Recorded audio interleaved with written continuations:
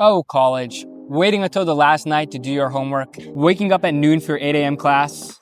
But you don't. Telling bouncers you're 21 because yeah, sure, you totally forgot the year you were born. That makes sense. Look, I know it's in vogue to say it's not worth it at all because we're all supposed to become drop shippers or sell courses or Guys, stop asking me. I'm not gonna do it.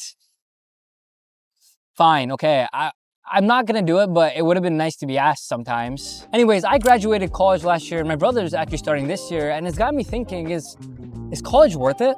I'm Shreyas and this is a show about the news.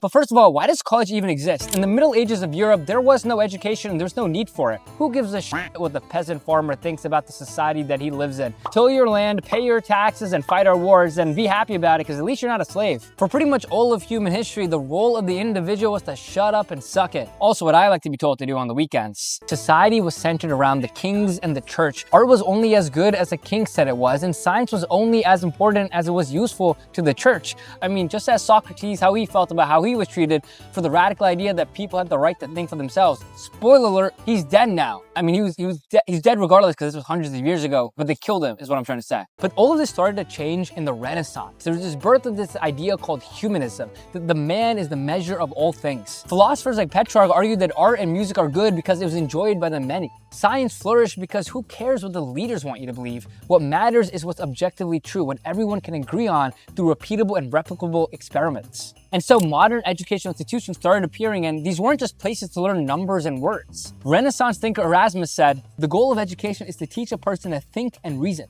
not to simply load the memory with thoughts of other men." And trust me, when it comes to thoughts of other men, I'm kind of a subject matter expert. By focusing on writing and discussion and arguing for and against ideas, these schools began to teach critical thinking. And to this day, we take this approach to education. Just today, we call it the liberal arts. Liberal arts. Leaders voted to eliminate 9 liberal arts majors. And look, a liberal arts education gets a bad rep for no reason, but I think that's because people don't really get what it is. Former Florida Governor Rick Scott, that's not him. Is that him? I can't even tell the difference. He once asked if tax dollars should go towards educating people with anthropology degrees rather than those pursuing vocational ones. And you might think, hey, that's a good question, but this is actually true. His daughter is an anthropology major. This guy was so pissed off about his daughter's life decisions, he ran for national office to outlaw him. I mean, even Asian parents are like, bro, we get it, she's not a doctor, but you're going way too far. But see, Rick Scott's comments about anthropologists are a bit misguided because the discipline taught through a liberal arts education is logic and reasoning and writing, and the specific study and area that you do it in is less relevant. I mean, those aren't my words. This is Mark Cuban saying it. I personally think there's going to be a greater demand in 10 years for liberal arts majors than there were for programming majors and maybe even engineering. At Amazon, which was once run by professional Pitbull impersonator Jeff Bezos, all of our meetings are structured around a 6-page narrative memo. When you have to write your ideas out in complete sentences and complete paragraphs, it forces a deeper clarity of thinking. Verb, predicate, yes, exactly. Yeah, there really is something to that. Writing forced you to do critical thinking. Being able to do that was more important to your success at Amazon than being able to code. And anyways, thanks to ChatGPT, the hot new coding language is English. See, a pre-professional or vocational degree is only as good as the job it prepares you for, and in today's world, jobs are fleeting. They're always changing and evolving. That's why former Harvard President Drew Faust said a liberal arts education is powerful because it prepares you for your 6th job, not your 1st. And now a liberal arts approach to education rather than a pre-professional or a vocational one is embraced by pretty much every college in the country. And it's a reflection of this radical idea that's only a few hundred years old, that individuals should learn how to think critically because a society is only as good as the individuals that compose it. Now that's all fine and dandy, but college comes at a pretty big price tag, a price tag that's sometimes as high as $100,000.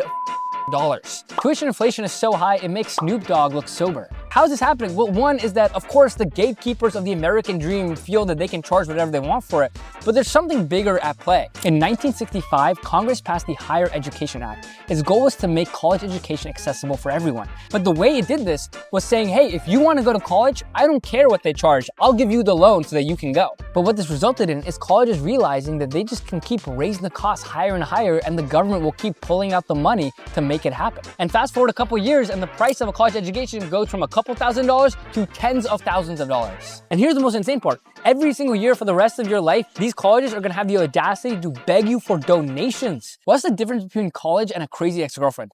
One screws you for years, takes all your money, asks you for more money while telling you that you're nothing without them. And the other is a crazy ex-girlfriend. But even though the price tag of college has become completely outrageous, data shows us that a college degree still has a positive return on investment. Look, simply put, we live in a caste system of credentials. Men who went to college earn $900,000 more in median lifetime earnings than those who didn't. For women, that's $630,000 more in lifetime earnings. Now, yes, higher income students are more likely to go to college, and if you're already higher income, you're probably gonna earn more money anyway. So controlling for those factors, men who get a college degree earn $655,000 more in median lifetime earnings than men who don't, and for women, it's $450,000. And sorry every college counselor ever, but ranking of your college matters a lot because the higher the ranking of your college, the higher your lifetime earnings. In fact, if you go to a top college, the gap between lifetime earnings of low-income students and rich kids almost completely closes. And top college is far more likely to produce self-made millionaires. So yeah, tuition is outrageous, but there's still a very high positive return on investment